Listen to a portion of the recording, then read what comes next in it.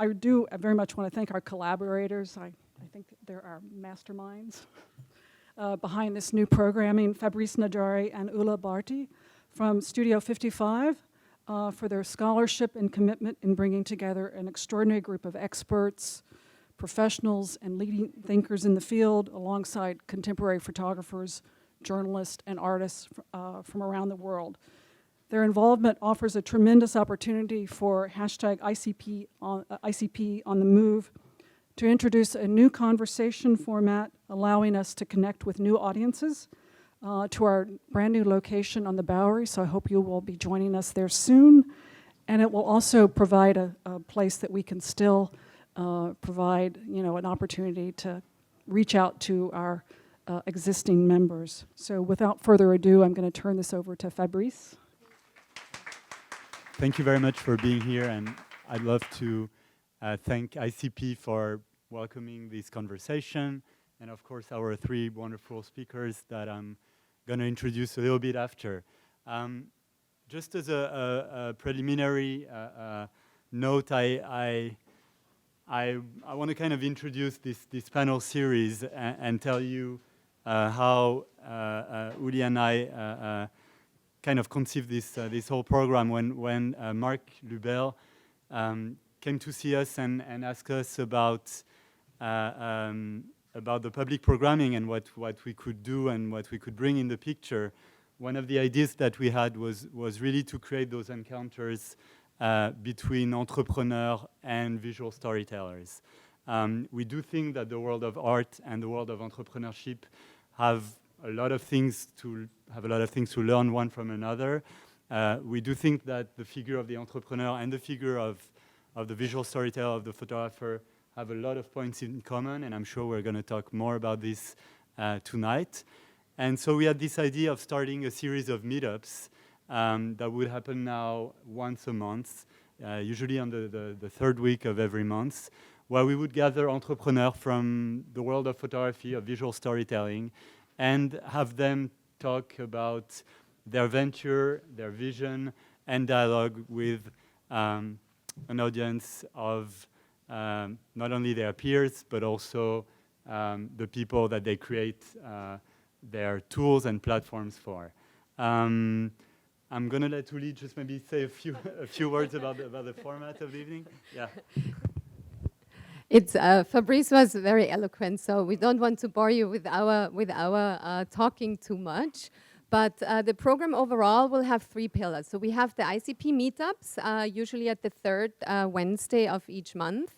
And on the other Wednesdays, we will have talks of photographers, panels of people exploring also kind of like more contemporary topics like drones, what do they mean for photography and for our society in general. And we hope you come to many of these events and join us in this continuing conversation at ICP in the next months to come. And now, without further ado, I want to welcome all of the speakers we have here. Julien Jourdes from Blink. Good evening. First, I want to thank ICP and Studio 55. I know, but I have to do it. These talks were long due in the industry of photo, and finally we could talk about technology. This is what is happening in our world now, and we have to embrace it. So, could we launch the first slide of the deck? Okay. So this is a very boring slide, and you're gonna have to look at me and watch that for like a few minutes. I'm gonna introduce where we come from, because I think it's important. So like Fabrice said, I've been the world news editor for Newsweek. I've been editorial director of Magnum Photo in Paris for the war in Iraq. And then I moved to be the world news editor in the Wall Street Journal. And the industry changed completely because there is a massive disrupt 10 years ago where all the advertising went from editorial and print magazine to online. So the budget get cut, and the first thing they cut in a newspaper, in the media industry, this is the budget for photo and video. So they still have to produce a story, so they ask us to find where the photographers were in real time. They don't have money to fly them in a story. They don't have money to pay for hotels. They want the budget to be bootstrap, very short, and find the photographers right away. So we're working in the Wall Street Journal, and it's okay like that? And And mainly I was at the World News section at the Wall Street Journal, and we have to find 30 photographers per day. I have to produce 30 stories a day. So I know one day is okay, but when you have to do that 5 days a week for an entire year, it's draining.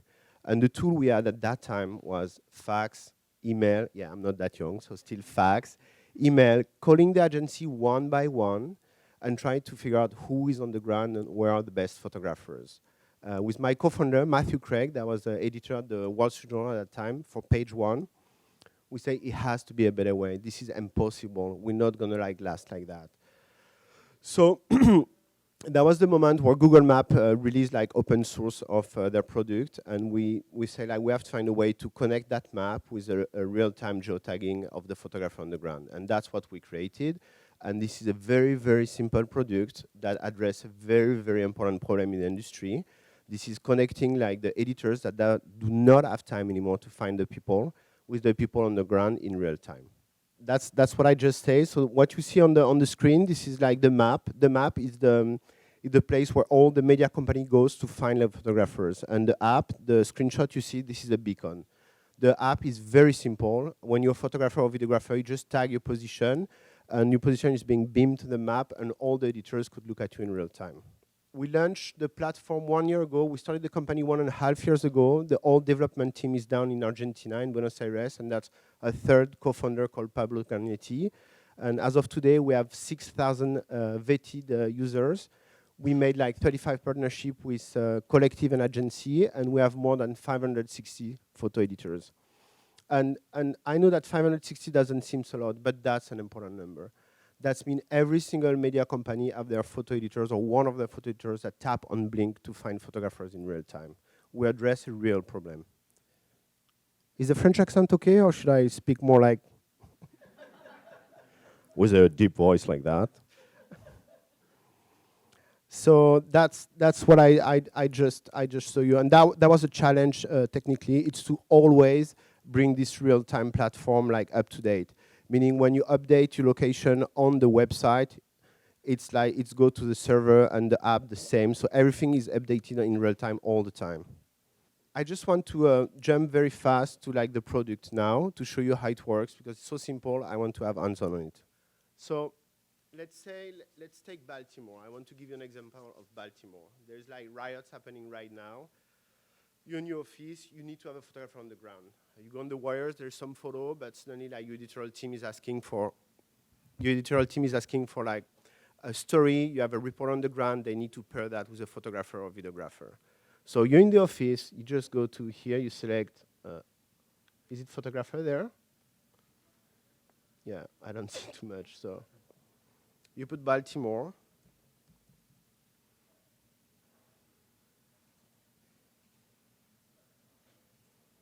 Okay, perfect. Thank you very much. So I refresh. I have all my photographers there. So if I go there on the left rail, I see who are the guys on the ground. If you go on the rail, you see when they tag their position for the last time. Sorry about that. So I literally spend 5 seconds to find who is on the ground. I go there. I find the person. Click on his profile. Launch his website.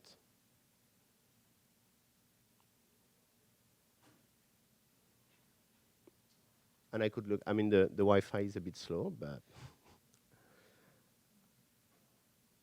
I could go back, and then I could look at all my photographers and decide who I'm going to put on assignment. The platform we created allowed you to tag the people, so you could have label A-list photographer, B-list photographer, photographer that signed the contract, photographer that have ability to shoot Warzone. So let's see, I tag, is this Kazar? I don't see very much well. So that's one of my A-list photographer. I know her, I work with her in New York. She happens to be in Baltimore. There's no way I know that, but thanks to Blink, I know she's there. I look there in the left rail, and there's all the different skills she has. I don't know where's the. I make sure she has insurance risk. I go to her website. I look at the photo. I say, "Ooh, that's not very riots material." So let's look at Venezuela. Is this Venezuela here?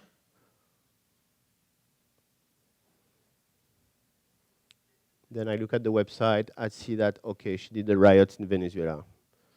I'm not convinced, either like a bit of action. Yes, that's it. It starts to be like better. Okay, that's it. That's a 2-frame, as a photo editor right there. That's the 2-frame that make me believe she could fulfill the assignment. She's been in the right zone. It's Venezuela. It's dangerous. She will have no problem in Baltimore. Liability. We have a lot of liability in editorial work now. So we have to make sure she's insured. We have that in her profile. I know she has insurance. I cannot read from here, but I guess it's right around there on the left at the bottom. So that's it. I have all the information below, and I could directly contact her and like put an assignment right away. So this is why it become like very important for us as a photo editors, is that instead of calling an agency, waiting a phone call, emailing people, in just 5 seconds, we know who is on the ground. In 10 seconds, we could make an assessment of the situation and know who's going to be better for that assignment and call that person. Mainly in 1 minute, we could put that person on assignment. And that's something that did not exist before in the media industry. I wanted to go back there.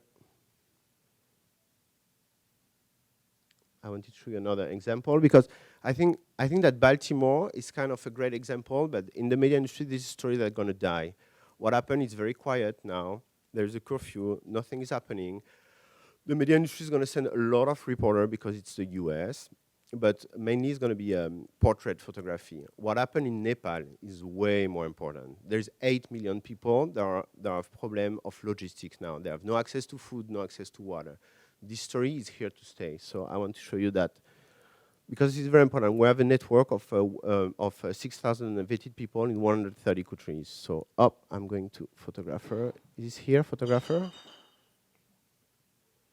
That's it. So what I want to show you here, it's the label I put on the left red, that's for the editors to tag their professional photographers. What you see on the map, the little dot that are branded, it's partnership we did with the agency. So anyway, so that's the same. Like again, it's Nepal. We're like a few thousand miles away from Baltimore, and again, in 5 or 10 seconds, I find who is there. All these people are vetted. They're professional photographer, and they have insurance. So this product is extremely simple, but it's a game changer in the media industry, and this is a very simple problem we address. It's the problem of assignment and assignment in real time. So that's who we are. We're Blink. We're a professional network of vetted photographer, and we connect in real time the media industry with like photographer on the ground. That's amazing. So who's heard of 500px? All right, so that's great. So we're the premier photography community. We were founded in 2004 by a Russian photographer. He's a travel photographer. His name's Evgeny. Super amazing photographer. He's actually in Iceland right now, super jealous, taking amazing photos with drones, which he lost. And we really focused on showcasing everyone's best work. So the platform is free for anybody to use. We do have portfolio options that you can upgrade, but again, it's free. We just would love your best work. It's a place for you to showcase your work and interact with other people in the community and get feedback and exposure. We really want you to join us, and we want you to use the platform. Who's using the platform today? Okay, so you've heard of us, but you're not using us. So don't be shy. A lot of times we hear people saying, you know, my work is very intimidating to join. But again, we welcome all types and all creatives. I am not a photographer by trade. I grew up in the tech world, so it's a place for you to learn and work and really just interact with other people that can help give you feedback and critiques. Last year, we launched a commercial licensing platform to help reward our creatives to participate in what we feel is a very fresh, authentic content platform that we partner with brands and agencies and businesses to represent and to help them do their storytelling. So we have amazing types of content.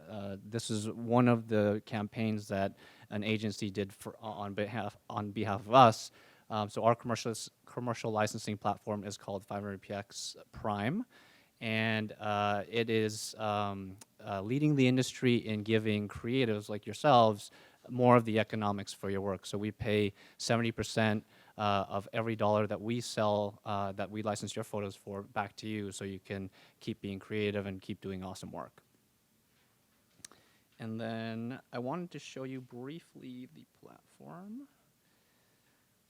So what we're really known for is getting photographers like yourselves exposure. I don't know how to do full screen. But, who recognizes this photo? What is it? You've seen it before. Who has an iPhone 6? So this photo was licensed by Apple, and now is in, I would say 40 million people's home screens. So this is the default wallpaper.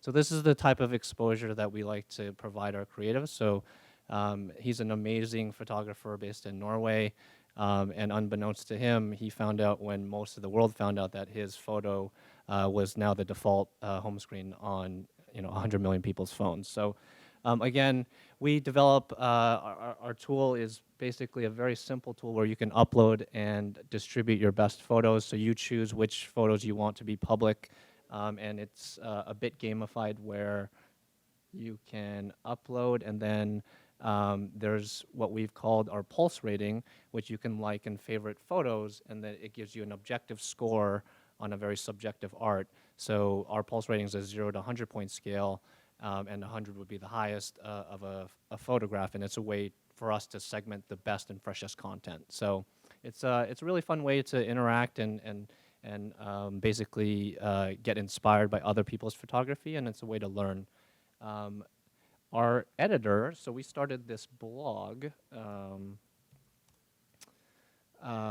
last year as a hack project, and now it's getting 2, 3, 4 million people a month viewing this content. So we like to feature very unique types of tutorials, types of creative workshops and exposure, and just also news in the industry. So it's iso.500px.com, and our editor, DL, is based in New York, so he's always looking for fresh and awesome content.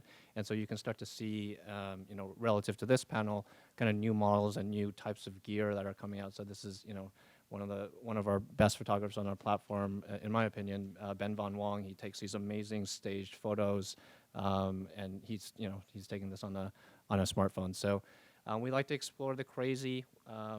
And speaking of crazy, there's this OCD post that I love, and yeah, so it's an exposure platform, it's a learning platform, and it's also a monetization platform. So again, this is my pitch to you. Please join the platform. Don't be intimidated. And yeah, if you have any questions, please direct them to me. Thank you. Thanks for coming out. So I figured I'm going to start off giving you a quick background on Capture, because I would do what Andy did and asked how many have heard of us, but I'm sure there would be no hands. So, so I co-founded this company about 2.5 years ago, and the goal was to build this platform for news and media companies to be able to connect to the 2 billion plus smartphone cameras in everyone's pockets and coverage in real time of any event. Just a quick background on Capture. We're actually based here in New York in Soho. Our team consists of 13 amazing people, almost all product folks. I'm on the business side, so I'm probably the only one that doesn't code or design. And we've been in stealth mode since day one, and we just came out of stealth mode about 6 weeks ago. That's why I figured no one's ever heard of us. So just to tell you a quick story, we built this platform, and about 11 months ago, we went out and started showing potential pilot clients our product to see if they were interested in using this and get some feedback, have them click around, et cetera. And the goal was to go out there and bring on 2 or 3 pilot clients, but the blue chip media clients. And as we started having these meetings and showing our product, which I'm going to show here shortly, we got the same reaction every meeting, which was, this is awesome. Like, how fast can we get on the platform? Which was very exciting to hear, cut to today, which is about 11 months later from that first meeting, we now have 20 of the top news and media companies here in the US using Capture every day to cover the news. And that client roster consists of all the 3-letter acronyms, the CNN, ABC, NBC, but also the BuzzFeed, the Vox Medias, the Time, the Yahoos, the Weather Channels. I'm leaving a ton of them out, so I apologize to any of our clients that we left out. But it's super exciting. And just to give you a quick high-level background on our product, what we've done is we've tapped into users' existing behavior, which, as I look around the room today, everyone can probably agree, everyone's got a smartphone in their pocket. Everyone takes photos and videos all day long, and everyone shares it on their favorite various social networks: Twitter, Instagram, Facebook, YouTube, Vine, etc. We've built a social network agnostic platform. So we work with these social networks. We pull in all the content, all the public content. We index it. We make it smart and searchable. So now, as news is happening in real time, you go to our platform, and we're able to surface up the photos and videos of that event. And from there, we've built in an automated rights permission process. So when a client comes on Capture, they see photos or videos that they're interested in using and featuring, they click a button on Capture. The user is then messaged through the social network that they shared it on. So if someone put this on Twitter, they'd get a tweet, hey, it's CNN, can we feature your photo? It's an automated process. And the best part is users love this, right? Because they've already taken these photos or videos. They've already shared it with their 300 friends and followers. In comes this big, recognizable, cool media company and says, hey, can we now feature your photo in front of millions of people, and you'll get photo credit for it? So not only are users saying yes, they're taking screenshots of it, they're retweeting it, they're favoriting it, they're telling everyone they've ever met, my photo or video is featured on this publication. What's that? You're jumping ahead of my, my presentation. That part's photo credit. So because they've already posted these photos and videos, these get amplified. Now after that, I'm going to show you how we media companies can turn any smartphone camera into an on-demand live streamer, and that's where the monetization comes in. And I'll show you that here shortly. Cool. Great. All right, so now I'm going to jump right into product. That's our demo account. So anywhere you see Acme News or that logo, let's assume that is a BuzzFeed or a Huffington Post or a CNN. The other thing is this is all real-time social, so I have no idea what's about to pop in this window, so I apologize ahead of time if there's some questionable content. We've had some very interesting meetings, by the way. So let me just explain. So when a client logs in and they have access to Capture, they're brought to this dashboard. Over here on the right-hand side, you'll see the map with all these red dots. This signifies where users are in real time with their smartphone cameras as they're sharing this content, these photos and videos, to the various social networks. And then on the left-hand side, you'll see the corresponding the media from that grid. This is actually an interactive map. So if I can figure out where this mouse is over here, I can actually zoom in, zoom out. And as I do this, the map will dynamically update to show just the content from the area that you zoom in and zoom out on. So we start off in Manhattan because that's where we are. But let me just show you how our clients use this today. So I'm going to show you two use cases. One is when they hear about an event that's happening somewhere around the world, they come here and again, you can search anywhere in the world by location, date, time, keywords, hashtags, usernames, etc. So today there was a factory fire in Oldbury, United Kingdom. So I'm going to show you how they get coverage of that. So figure out this mic. So I'm going to type in Oldbury. So I'm going to click there. Now you'll see this update. The map will update to the Oldbury area. And I'm just going to do a quick filter because this is all real-time stuff from that area. But since we're looking for the factory fire, and this happened earlier, I'm going to customize the date and time range here. So I'm going to say, so now I said, show me all the photos and videos from this Oldbury, United Kingdom area between 8 and 10 a.m. when this is happening. But now, since we're just looking for the fire, I'm going to plug in a couple. You got fire right there, right? Okay. I'm going to plug in a couple keywords. I'm going to say fire, and I'm going to say smoke. And the trending keyword that was in that area was lyric. And now, just like that, so I just plugged in a location, the date and time. Obviously, if this was happening in real time, you wouldn't have to do this, and a couple keywords. And now, just like that, I have the coverage of this event. I can now scroll through. I can see all the content. Our system pulls through the, so here. So you can actually see the video of this event. Our system pulls through the location, the date, the time, some social information, who the user is, what social network it came from, and you have a few different options. One is you can chat with the user. So sometimes you want to ask them some information, get a quote, etc. That's all done through the platform. So they don't have to download any app. They've never heard of Capture. They don't have to do anything differently. They're just sharing with their friends and family, or their friends and followers, and then our clients are able to go and reach out to them. Now, we've also built in this automated rights permission process. So an Acme News or a CNN, all they have to do is click this button, and a message then goes out to the user from the publisher, and it's already written, hey, Jordan, did you take this video and may we have permission to feature it? If so, on Instagram, they reply back with a hashtag, and on Twitter, they would click yes and authenticate their credentials. Cool. So that's how you do search, and obviously you can do this anywhere in the world. This next thing I'm going to show you is taking it to a step further. And so right now, our clients can go on and spend 30 or 45 seconds searching and finding the content. It's still a lot of work, right? They have to type, and that's it, basically. But that's still a lot of work. So we've taken that typing off their busy place. And now what our system does is we actually mine the data coming from the social networks, Twitter, along with working with the existing news wires. So AP, Breaking News, Reuters, etc. Today, when an event happens, that comes out on the wire as earthquake in Napa, story developing, right? We take that a step further and say not only earthquake in Napa, but our system is able to tell you the photos and videos in the area and bubble that up to the surface and the people, so you can just click and go right there. I'm going to show you how this works.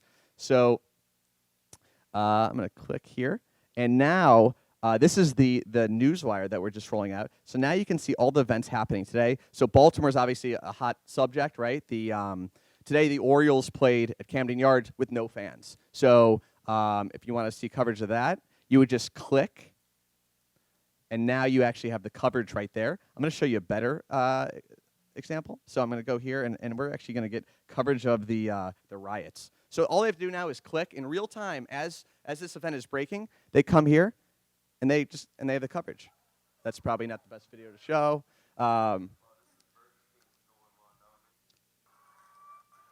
And now you have the instant coverage.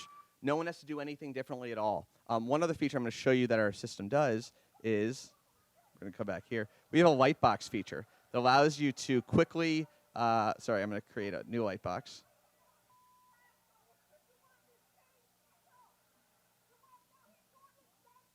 ICP, I'll call this. So I'm going to add this. I'm going to go to the next one. I'm going to add that. So now I'm just quickly adding some coverage. From there, once you add 5, 10, 20 videos or whatever it might be, sorry, you go here to this lightbox feature, if I could find it. Oh, sorry, here we go. And from there, instead of going through each individual photo and video, you just click, and now you can batch request these. So you click this button, and you hit send request. Our system then queues it up and messages everybody individually on the various social networks and says, hey, can we use your photo and video? At which point they say yes. When they say yes, you get notified in the app, and then you're able to download the photo or video.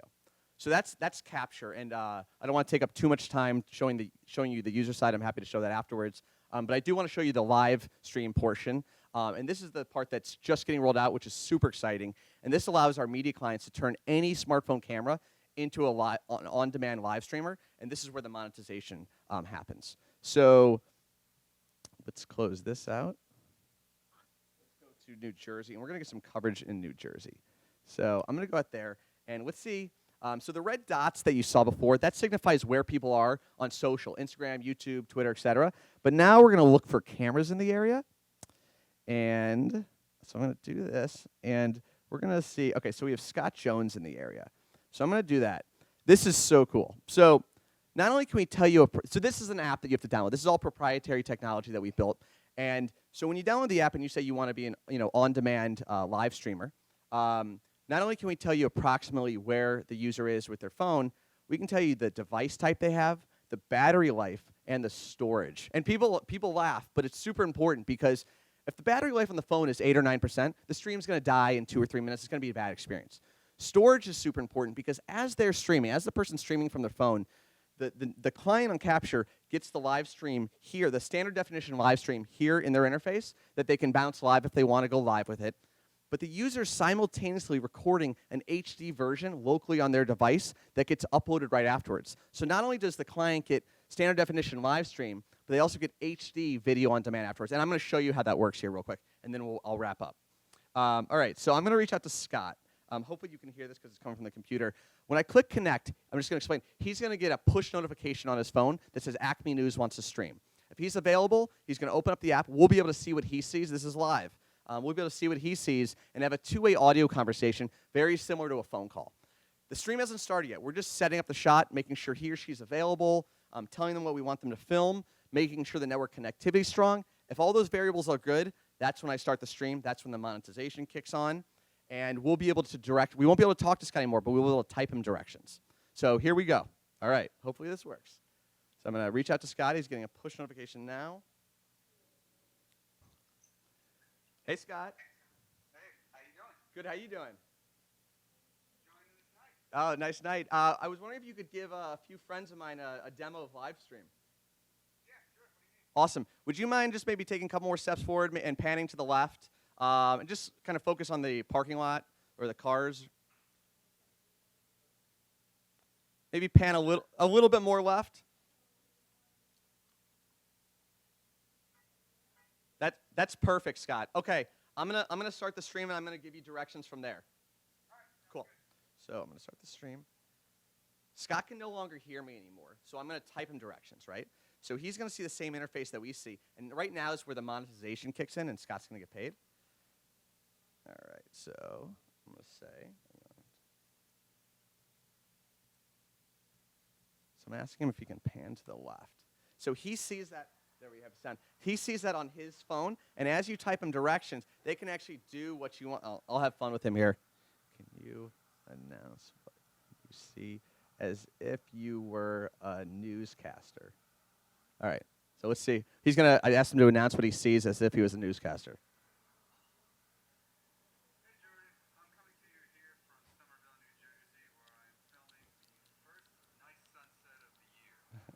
All right. I'm gonna stop him here. So this standard definition is available in real time to bounce live, as I mentioned, to go live with if you want to. Now, as soon as that's done, the HD version of that video is being uploaded directly from his mobile device, along with some music. It gets uploaded, yeah. And as soon as that gets uploaded, which usually takes, depending on the length of the video, this should take about a minute or minute and a half, we'll be able to show you the crystal clear HD video, at which point this is broadcast ready.